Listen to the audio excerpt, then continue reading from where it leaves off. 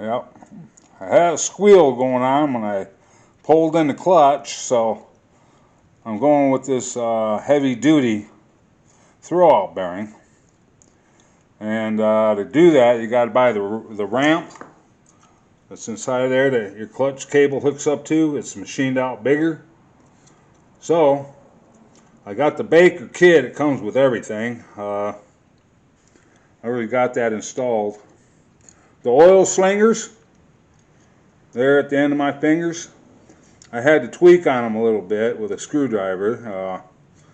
Washers are bigger. It wouldn't fit down in there, so I had to tweak just a little bit.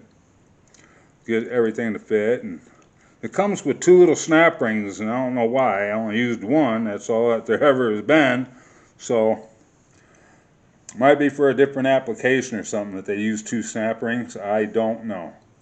But I'm sure if somebody researched, they could find out.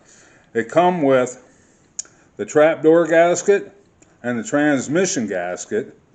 I don't know why that is, but they did. It come with both of them when you only got to take off the one there for the trapdoor.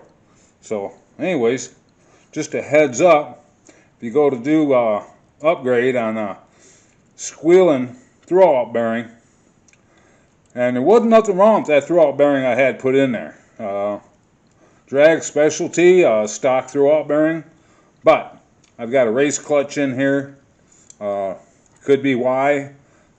Screaming Eagle heads, more performance.